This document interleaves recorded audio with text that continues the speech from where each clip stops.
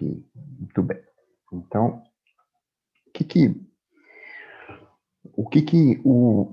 qual é o primeiro movimento que a gente tem que fazer? Conforme vocês vão acordando, vocês vão participando da aula comigo, tá? Eu sei que tá todo mundo aí meio ainda nas cobertas, tá? Depois que fizerem o mate, tá? O café, venham para a aula, venham participar. Bom, a professora não vai falar nada do caso do Lula, não porque é processo penal, né? E aí a gente se escapa aqui de ter que comentar, mas dá para fazer uma observação interessante, né? De como que, assim, uma questão de competência, ela pode determinar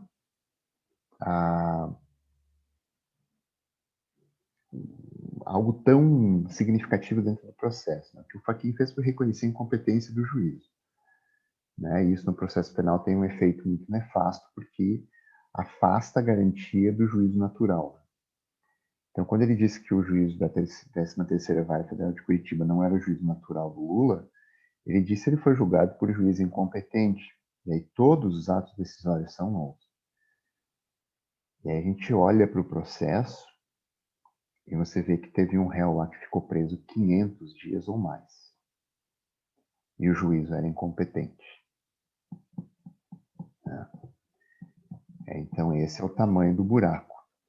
E aí a gente às vezes quer trazer para o processo civil algumas coisas que o processo penal trabalha. Imagina então quanto era ruim o cumprimento de pena já em segunda instância.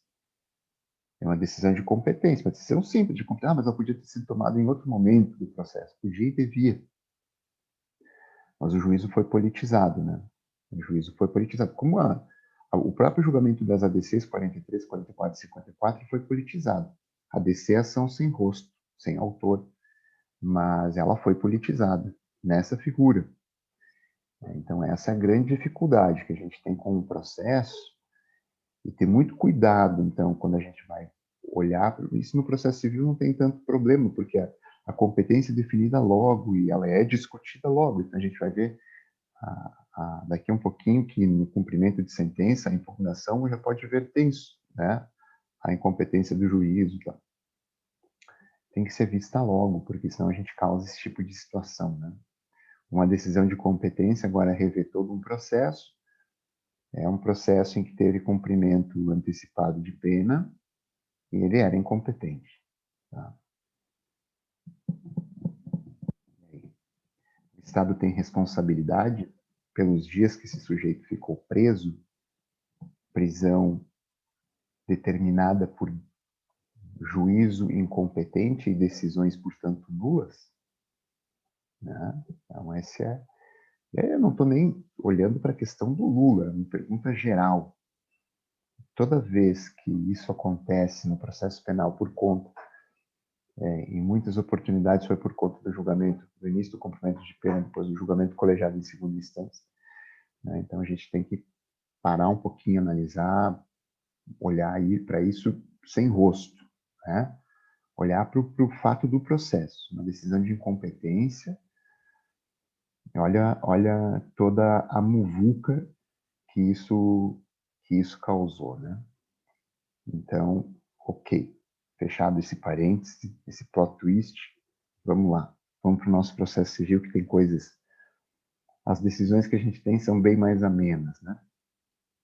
Então, eu vou começar falando para vocês o seguinte: nosso Código de 2015 ele tem algumas particularidades importantes que a gente falou na primeira aula, né?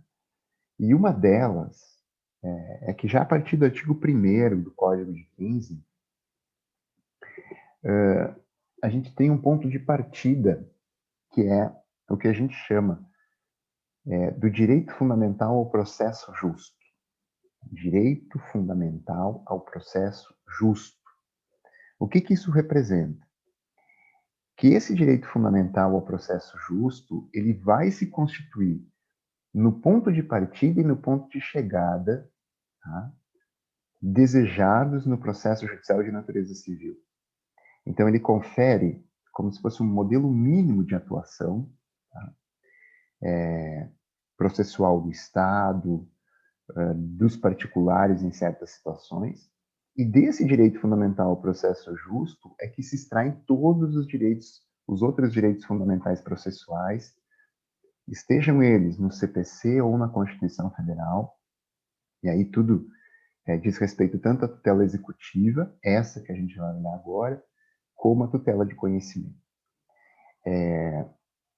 Tutela executiva, tutela de conhecimento, sinônimos que a gente usa para a fase executiva, ou para a fase de cumprimento de sentença, e para a fase de conhecimento. Tá? De modo que, então, a gente percebe que o primeiro, assim, de forma bem clara, que os comportamentos processuais, né, que antes eram tidos lá na Constituição como simples garantias, aqui no Código de 15 são direitos fundamentais processuais. E o que quer dizer você, ou qual é a importância de você qualificar algo como direito fundamental processual? Qual é a diferença se eles eram garantias processuais no CPC de 73 e agora eles são direitos fundamentais processuais? O que isso muda? Vocês vão lembrar lá do Constitucional 1, que o que se altera com essa situação é que o direito fundamental ele tem uma característica própria, ele tem uma característica pela importância, pela, né, o espectro de ação que ele tem, o direito fundamental não é passível de retrocesso.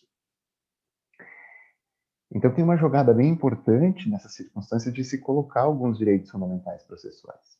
Isso quer dizer de forma bem simples que os direitos fundamentais processuais que estão ali perdidos no do artigo 1º a 12 do CPC,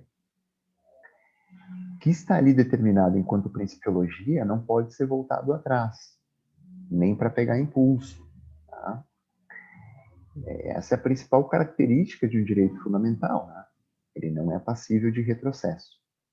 Bom, então se nós reconhecemos aos jurisdicionados, né, e a quem participa do processo, a existência desse modelo mínimo de atuação desses direitos fundamentais processuais, que então agora deixam de ser singelas garantias e passam a ser de fato direitos fundamentais processuais, nós temos que nos perguntar pelo conteúdo, pela abrangência e pelas consequências desse novo modelo para o direito processual civil, especificamente no que diz com a tutela executiva. E aí a gente tem, assim, basicamente uma situação em que o legislador optou por colocar esses 12 primeiros artigos, né, nesses 12 primeiros artigos, vamos lá, esse esqueleto qualificado, essa carta de princípios ou de direitos fundamentais do Código de 15. Mas nota, esses primeiros 12 artigos, eles não esgotam o rol de direitos fundamentais processuais. Tá? Então, eu vou ter outros direitos fundamentais processuais na Constituição, tá? O próprio artigo 1º, né, do CPC ressalva essa situação. E tampouco a gente não pode esquecer daqueles direitos fundamentais processuais que, porventura, estejam nos tratados internacionais de direitos humanos, tá? Porque o artigo 13 do novo CPC, quem teve internacional comigo vai lembrar disso, numa interpretação conjunta e sistemática com o artigo 5º, parágrafo 2º da Constituição, autoriza a que nós chamemos, então, direitos, vamos imaginar assim, direitos fundamentais processuais que estejam em um tratado de direitos humanos, como, por exemplo, na Declaração Interamericana, enfim, até mesmo na jurisprudência da Corte Interamericana de Direitos Humanos, que nós os consideremos direitos fundamentais processuais materiais. Tá? Então, o rol que está ali no artigo 12 não é taxativo, é meramente exemplificativo, não exclui outros direitos fundamentais que estejam na Constituição, nem outros que, porventura, possam constar de tratados internacionais. Tá? Mas o que que buscam esses direitos fundamentais processuais? Por que que eles estão ali? Bom, eu já disse antes, se eles forem observados, se tudo correr muito bem, tá? O que que eles podem alcançar as partes processuais? Porque notem o seguinte, que quando a gente começa a olhar para um sistema processual, nós temos que olhar efetivamente para esse ordenamento jurídico enquanto um sistema. É lógico que a nossa base de ordenamento jurídico, ela está colocada lá em 1934, né? Por que que eu falo de 34? É porque ela tem um pressuposto de um positivismo normativista, né? E aí eu falo em 34, lógico, por causa da edição da Teoria Pura do Direito do Kelsen. Então, o nosso ordenamento jurídico, ele é um ordenamento jurídico vinculado a, ao positivismo normativista de Kelsen. Então, lá na Teoria Pura do Direito você enxerga isso, na Teoria do Direito do Estado do Kelsen você também enxerga isso. No entanto, existem tantas outras teorias para o ordenamento jurídico, né?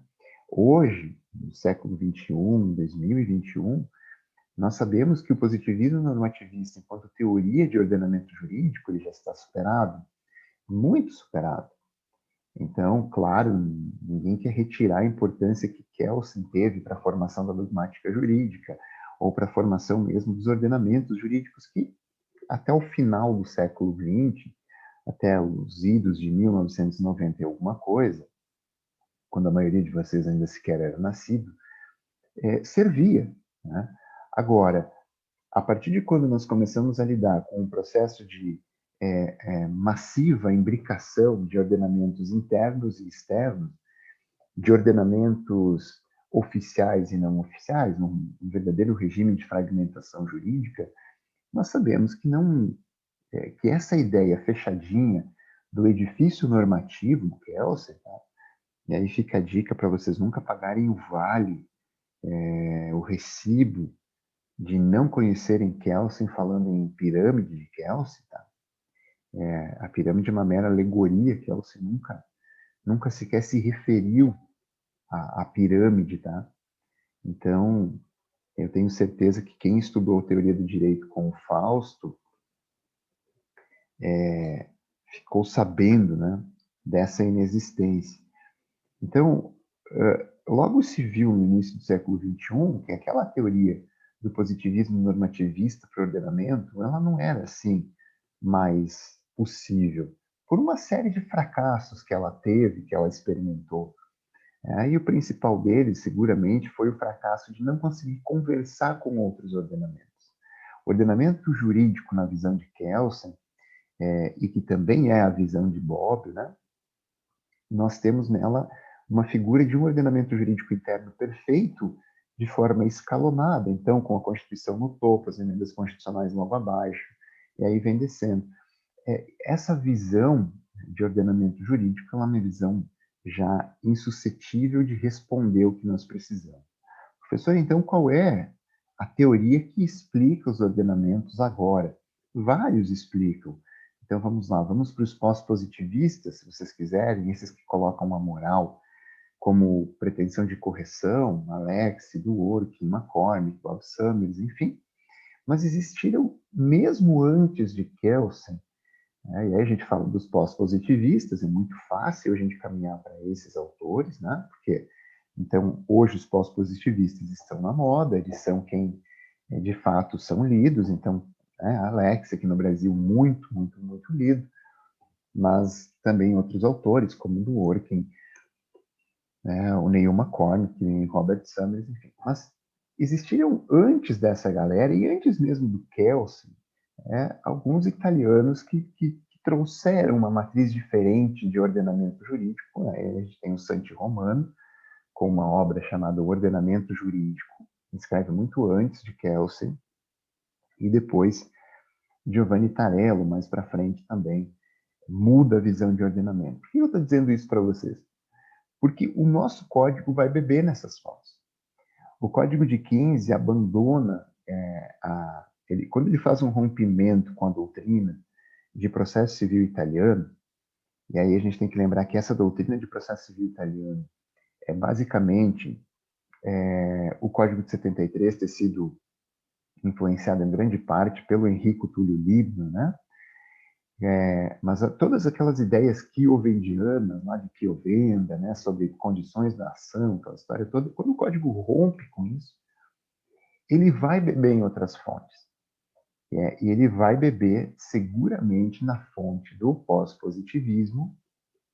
Basta a gente olhar para o artigo 926, ele vai beber nas fontes do pós-positivismo.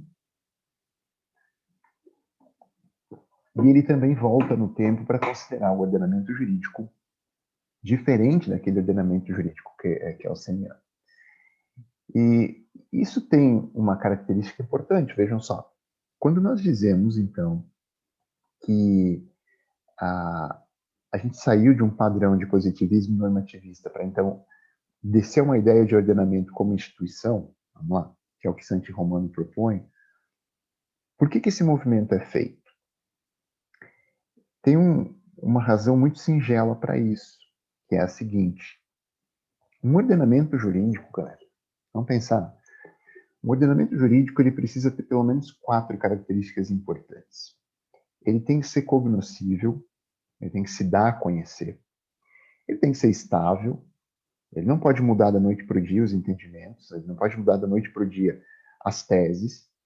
Tá? Então, por exemplo, a formação de um precedente,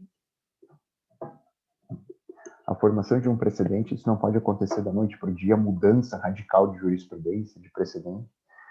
Então, ele tem que ser estável. Ele tem que ser, ao mesmo tempo que cognoscível e estável, ele tem que ser também razoavelmente rápido. Então, ele não pode ser moroso. E, além disso, ele tem que ser efetivo. Ele tem que ser efetivo. Ele precisa também tornar suas decisões exequíveis. Aqui, na nossa tutela executiva, por exemplo, cumprir o mérito do processo executivo, que é colocar a grana na mão do exequente. Então, quando a gente pensa em um ordenamento com essas 4 características, essa é a razão pela qual nós saímos daquele padrão kelseniano e vamos para um padrão diferente. Até, olhem aí o 926 do Código de Processo Civil de 15, se estão com o VAD na mão ou com uma aba do navegador aberta. O 926 vai dizer claramente o quê? Que a nossa jurisprudência ela tem que se manter íntegra, estável e coerente. E aí a gente vai beber na fonte da teoria do work, né? Do direito como integridade, íntegra e coerente. Então, o nosso código, para a gente começar a olhar os princípios que a gente vai começar a ver agora, a gente precisa fazer essa identificação. Ele abandonou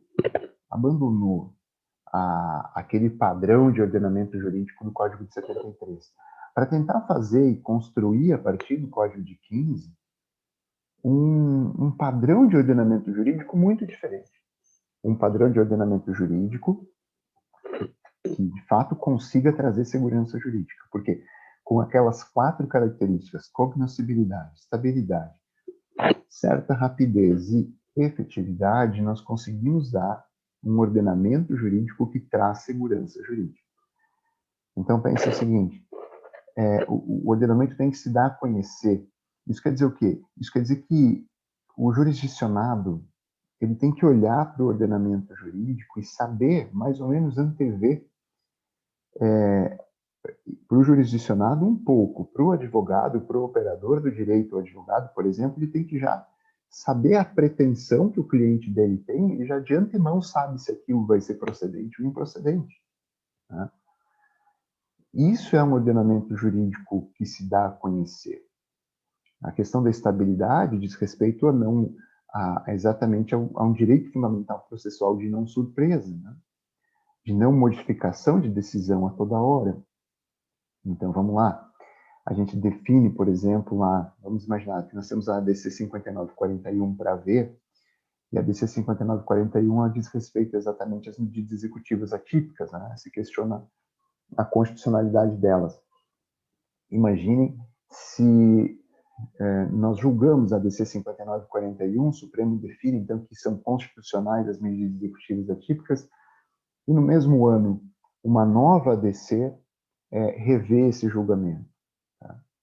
Então, professor, mas isso pode? Pode no penal, como não pode no civil. O penal é o mais, o civil é o menos, não por grau de importância, logicamente, mas por bem jurídico tutelado, é lógico que aqui também pode acontecer. Então, por que eu fiz toda essa volta? Eu fiz toda essa volta para dizer que quando o código muda, ele não muda simplesmente por mudar. Ele não muda simplesmente por dizer, pô, a gente era super apegado do doutrina italiana de processo civil, agora vamos mudar e vamos beber na common law para fazer um código de common law. Não.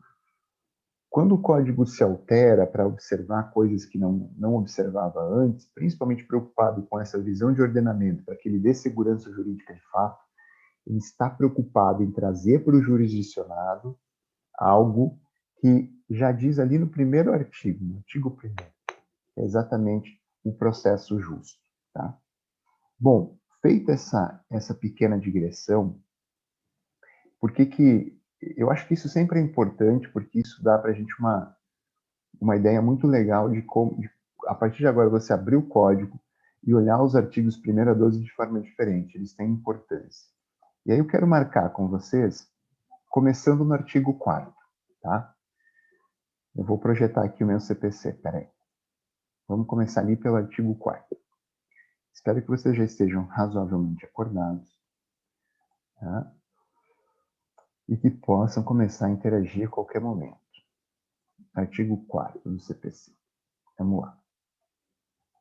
As partes têm o direito de obter, olha aqui, em prazo razoável, a solução integral do mérito, vírgula, incluída a atividade satisfativa. Tá? Então, olha que legal o artigo 4. As partes têm o direito de obter, em prazo razoável, a solução integral do mérito, incluída a atividade satisfativa. Esse artigo 4º do CPC, primeiro ele consagra a razoável duração do processo. Então, pega lá que está na Constituição, traz para cá. Em segundo, ele fala de solução integral do mérito. Tá? E solução integral do mérito, aqui lógico que vai ser tanto julgar o mérito como, aqui claro que isso inclui também a sentença terminativa, tá? Mas ele fala em solução integral do mérito e ele diz assim, incluída a atividade satisfativa. O que é a atividade satisfativa? Porque notem, até a vírgula, esse artigo 4º está falando da fase de conhecimento. Olha ali. As partes têm o direito de obter em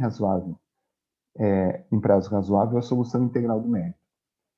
É para a fase de conhecimento, vírgula, incluídas atividades satisfativas. O que é atividade satisfativa? Exatamente o que nós vamos ver. A execução forçada de natureza civil. Então, também na execução forçada de natureza civil, as partes têm o direito de obter em prazo razoável a solução integral do mérito.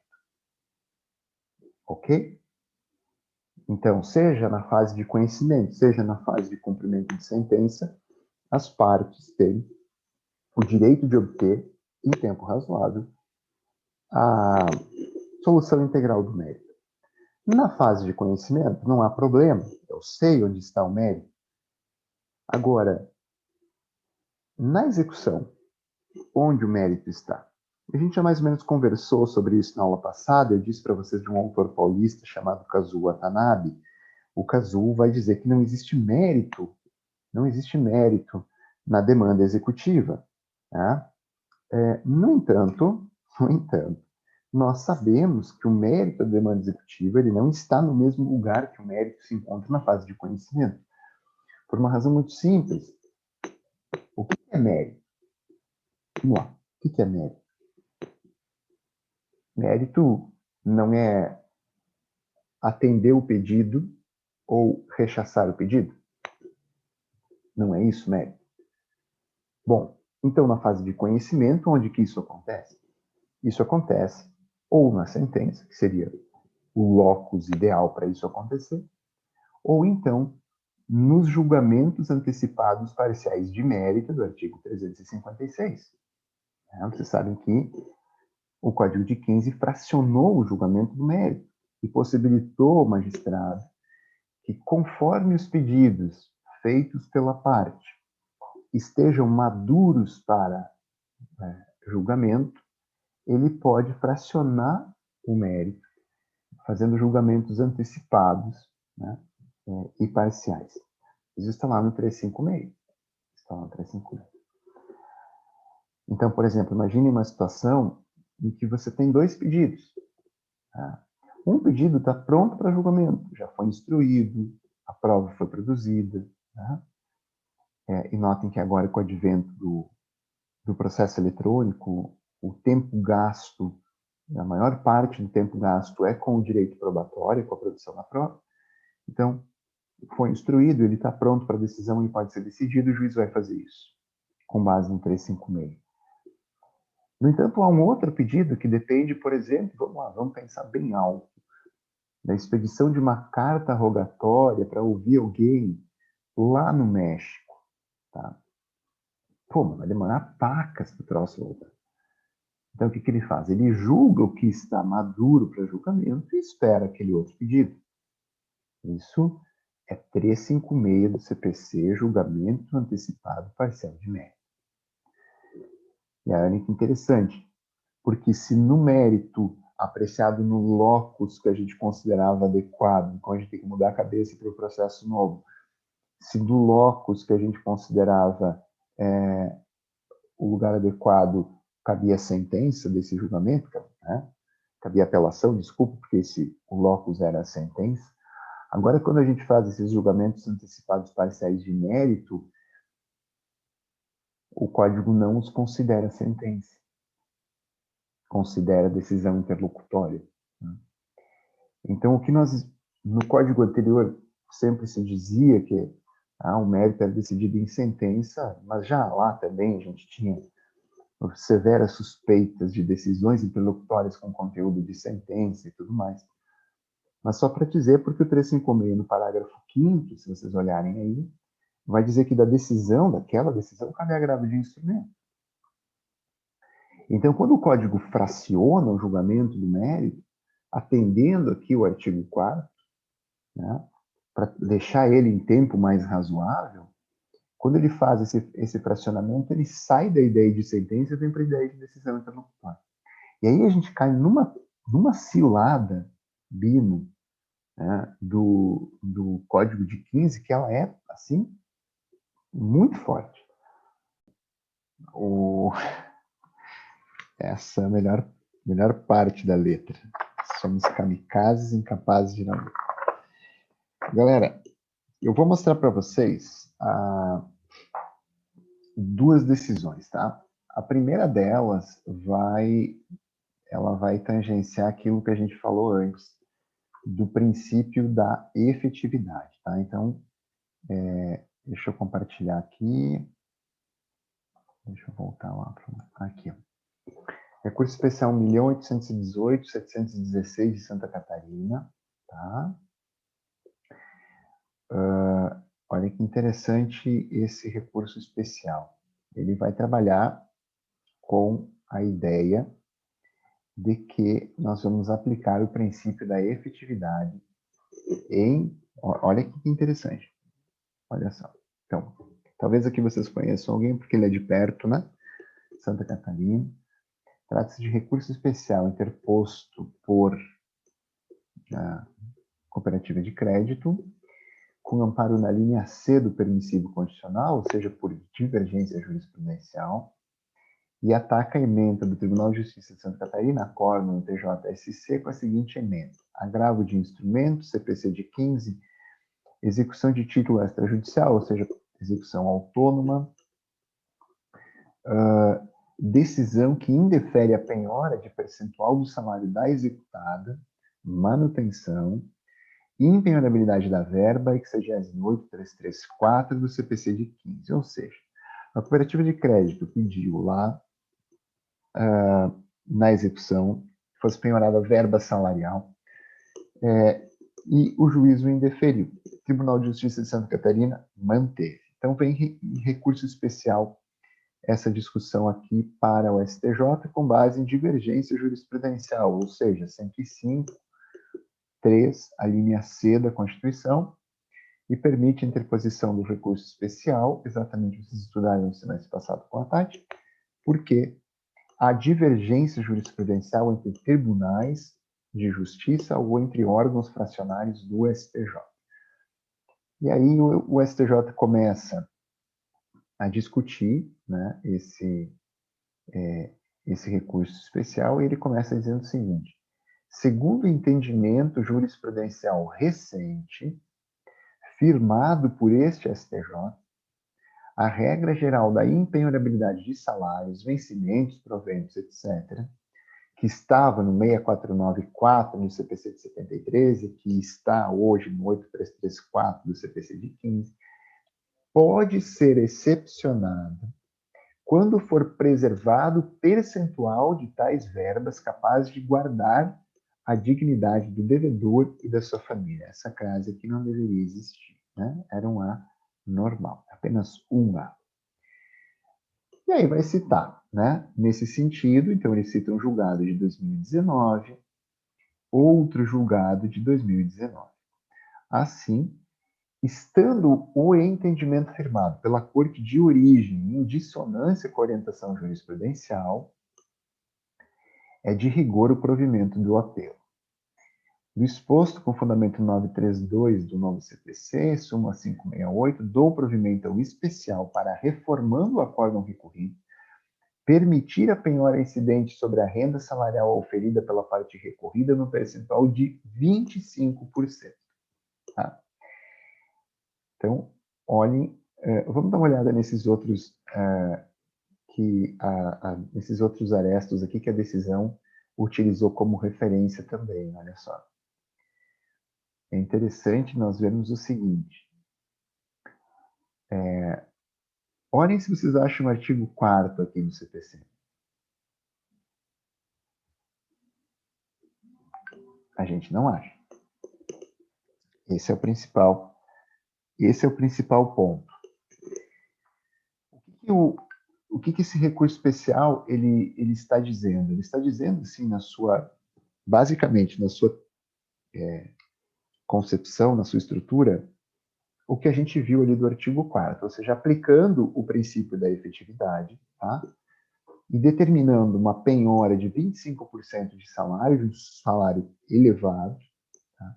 Mas que seria abaixo da proteção da impenhorabilidade do 8334 combinado com o parágrafo 2º, ou seja, menos de 50 salários. Mesmo assim, ele está autorizando uma penhora de 25%. Com base em que ele faz isso? Com base no princípio da efetividade, ainda que não o diga. Professor, mas eles não vão colocar, então, nos acórdãos que se trata da aplicação do princípio da efetividade? Não, porque podem até colocar, mas na maioria das vezes não. Por quê? Porque o artigo 4º ele é principiológico, ou seja, ele consegue, e aqui a gente pegou qual daqueles mandamentos que ele faz? É o primeiro mandamento, interpretativo. Então, o que se considerou aqui? Se criou um entendimento jurisprudencial que permite a penhora de parcela de salário se mantiver a dignidade do executado para fazer frente à dívida do exequente. Isso na égide do CPC de 73 era impossível. Só é possível no CPC de 15 por causa do artigo 4º do CPC. Tá? Ainda assim, essa decisão é super lacônica. Tá? A decisão aqui no recurso especial é super lacônica, ou seja, ela é absolutamente, na minha opinião, pobre de fundamentação, porque o mínimo que você precisa fazer para afastar um direito fundamental em detrimento de outro é exatamente você conseguir explicar via princípio da, desculpa, via regra da proporcionalidade, porque que um, naquele caso concreto, sobreleva o outro. Agora, eu vou fechar parêntese da medida executiva da efetividade, a gente vai ver 1.782.418, tá? E 1.782.418, a gente vai ter que analisar ele com um pouquinho mais de cuidado. Ele está aqui. Eu já vou puxar ele, aí vocês vão ver que esse sim, ele é de uma fundamentação analítica. Olha aqui. Deixa eu dar até um pouquinho mais de zoom. Muito bem. Recurso especial 1.782.418. Tá? Recurso especial, ação de compensação por dano moral e reparação por dano material, cumprimento de sentença, então nós estamos lá na fase de cumprimento de sentença. Quantia certa, então 523 do CPC. Medidas executivas atípicas, o 139.4, cabimento, delineamento de diretrizes a serem observadas para sua aplicação. Então, vamos lá. O propósito recursal, olhem o item 2 da emenda, o propósito recursal é definir se na fase de cumprimento de sentença, a suspensão da Carteira Nacional de Habilitação e a retenção de passaporte do devedor de obrigação de pagar quantia são medidas viáveis de serem adotadas pelo juiz condutor do processo. O Código de 15, a fim de garantir maior celeridade e efetividade ao processo, positivou regra segundo a qual incumbe ao juiz determinar todas as medidas indutivas, coercitivas, mandamentais e subrogatórias necessárias para assegurar o cumprimento da ordem judicial, inclusive nas ações que têm por objeto prestação pecuniária. A interpretação sistemática do ordenamento jurídico revela, todavia, que tal previsão legal não autoriza a adoção indiscriminada de qualquer medida executiva, independentemente de balizas ou de meios de controle efetivos. De acordo com o entendimento do STJ, as modernas regras do processo, ainda que respaldadas pela busca da efetividade jurisdicional, em nenhuma circunstância poderão se distanciar dos ditames constitucionais, apenas sendo possível a implementação de comandos não discricionários ou que restringam direitos individuais de forma razoável. Precedente específico. Ela está dizendo, não é geral. Eu posso fazer restrições, mas em casos específicos. A adoção de meios executivos atípicos é cabível desde que. Então, isso aqui vocês vão ter que ter como mantra para medidas executivas atípicas, tá? O item 6 da ementa, no recurso especial 1.782.418, é o que determina hoje, enquanto jurisprudência persuasiva, tá? Enquanto precedente, uma jurisprudência persuasiva, os requisitos para a aplicação das medidas executivas atípicas. Quais são? Vamos ler o item 6, tá? A adoção de meios executivos atípicos é cabível desde que, vírgula, verificando-se a existência de indícios que o devedor possua patrimônio expropriável. Tais medidas sejam adotadas de modo subsidiário, por meio de decisão que contenha fundamentação adequada às especificidades da hipótese concreta, com observância do contraditório substancial e do postulado da proporcionalidade. Então, olhem só. Analisando aqui o item 6 da emenda, eu tenho, primeiro, um requisito dos requisitos, ou seja, um requisito para os demais requisitos. Eu tenho um requisito que é essencial, é o principal. E depois eu tenho 4 requisitos que são subsidiários. Se acontecerem o primeiro, eles podem ser levados a acontecer ou não. Qual é o principal requisito? O requisito de fundo. A existência de indícios que o devedor possua patrimônio expropriado. Então, não existe aplicar medida executiva atípica quando, sabidamente, o executado não tem mais patrimônio. Por quê? Porque eu quebro o princípio da patrimonialidade da execução. Eu quebro o princípio da patrimonialidade da execução, eu saio do patrimônio do executado para interferir na sua liberdade de locomoção para interferir na liberdade pessoal. E isso, quando esse tipo de circunstância acontece, a gente retrocede 2000 anos no tempo e volta à lei das duas etapas, né? Então, o primeiro requisito, que é o requisito dos requisitos, verificação da existência de indícios de patrimônio expropriável do executado. Depois, sim, se isso ficar comprovado, então vamos lá. Professor, mas e se o cara está escondendo coisas? Bom, veja bem, ou você faz prova de que ele ainda tem, ou você faz prova de que ele está escondendo, de que ele está dilapidando. Feito isso, tá, nós vamos para os outros requisitos, que são adotar de modo subsidiário, ou seja, terem sido esgotados todos os meios típicos. Tá? Isso quer dizer o quê? Isso quer dizer que não basta tentar um Bacenjude e um Renajude já partir para a medida executiva atípica, ok? Não basta. Porque o que a gente estava começando a ver, gente? Eu quero ver se eu tenho aqui a decisão do Frank Aguiar para mostrar para vocês. O que estava começando a acontecer? Esperem só um instantinho, eu vou ver se eu localizo a decisão no caso Frank Aguiar. Vocês devem lembrar do Frank Aguiar, né? Frank Aguiar ainda, eu acho, né? Deixa eu só achar o meu drive aqui, gente. Ele cantor de forró, né? Já ganhava vida de forma duvidosa, portanto. Né? Não, tô brincando. E famoso, né? Famoso.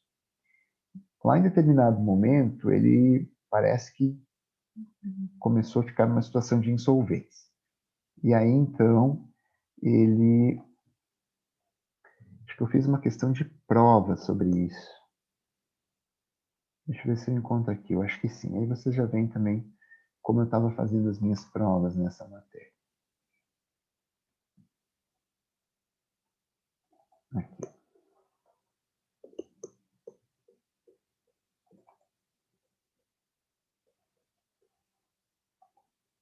Deixa eu buscar só ela para compartilhar. Vocês devem estar vendo aqui, tá? Mais amarelinho, assim. Deixa eu ver se eu consigo dar zoom nisso.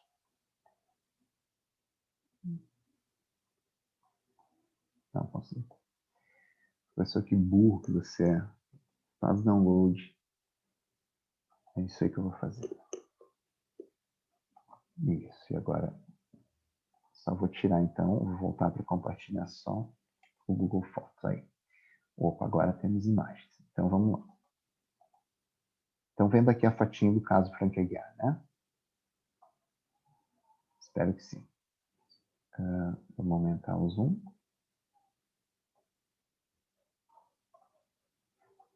Aí. Então aqui está. Vistos, tá?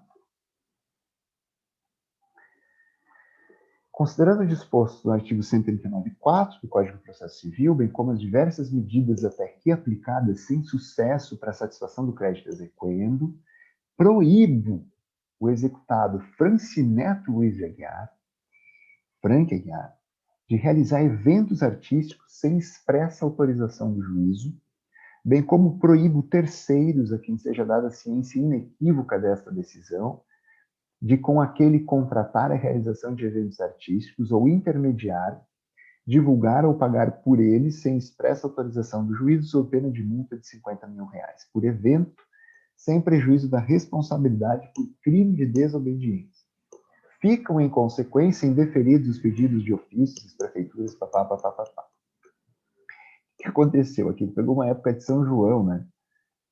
Junho, em que ele está fazendo bastante shows em prefeituras, né, em cidades pequenas. E o sujeito pediu, olha, eu quero uma medida executiva típica de proibir as pessoas de contratarem e pagarem a ele sem informar o juízo para a gente poder penhorar. E aí ele termina com a pérola. Né?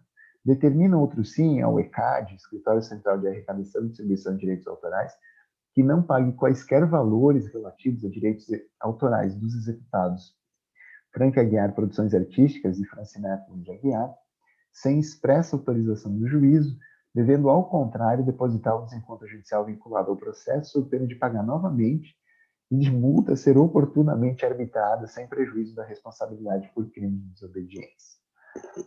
Então, o juizão assinou aqui, 14 de junho de 2019, juiz Rodrigo César Fernandes Marinho. Tá? Bom, qual é o problema dessa decisão aí? Comecem a apontar problemas para ela.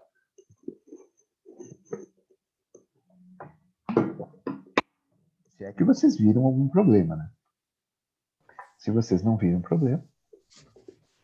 Aí ele está requisitando tudo que ele ganha, tudo que ele trabalha. Ele não está proibindo ele de trabalhar, mas praticamente com essa sentença dele aí, ele requisita salário, ele requisita quem está pagando, e outra, não é uma fonte só, né? É qualquer, vem da onde for, né?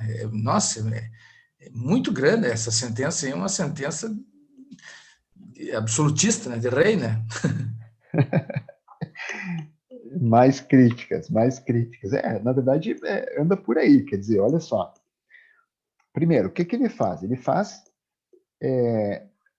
O Heriberto viu que não teve interferência no direito de livre iniciativa, mas alguns enxergam uma proibição de trabalhar. Mas eu concordo com o Heriberto, ele não disse que tu não pode fazer show, tu pode fazer show desde que você avise o juízo para que a gente saiba onde ir penhorar o valor do show. Mas o pior, Heriberto, eu acho, sabe o que é? O pior é o seguinte, é ele envolver terceiros que não são partes na decisão. Então, proibir alguém de contratar com ele sem informar o juízo. Como é que eu vou saber? Como é que o município, por exemplo, de Davi Canabarro vai fazer o show com o Frank Aguiar? A Davi Canabarro tem a festa da moranga, né? Não sei se você sabe, agora não dá mais para aglomerar, mas eles aglomeravam para fazer festa da moranga. E na festa da moranga sempre tinha um show, assim, um show bacana. Geralmente... No caso, o terceiro não tem obrigação de saber que ele tem um processo, né? Isso aí. Aí ele diz assim, o terceiro a quem for dado ciência inequívoca desta decisão, quer dizer.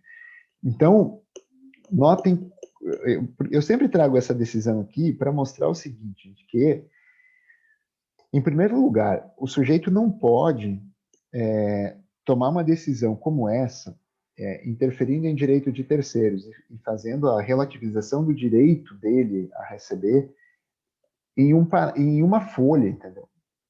Em uma folha, isso não existe. A gente já vai analisar como que deveria ter sido essa decisão em cotejo com o acordo do 1.782.418. Mas eu trago para causar o escândalo essa decisão, porque ela é efetivamente a forma como a jurisprudência vinha fazendo. Então, o 1.782.418 ele surge para ser uma baliza para não acontecerem decisões como essa, porque elas vinham acontecendo assim em todo o país, em todos os tribunais, em todas as jurisdições. Era suspensão de CNH, era retenção de passaporte, e aí começou a surgir essas outras.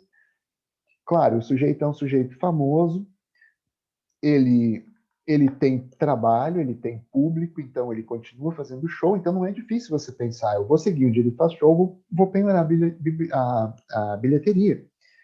Nenhum problema, vou penhorar os direitos autorais dele no ECAD, nenhum problema. Isso é medida típica, penhora é medida típica, não há problema quanto à penhora. Entendeu? Vocês têm que fazer esse juízo assim, ó.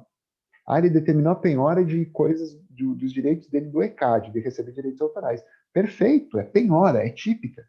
Problema nenhum. Ele determinou a penhora da bilheteria. Ok, penhora, típica, problema nenhum. O problema é quando ele proíbe.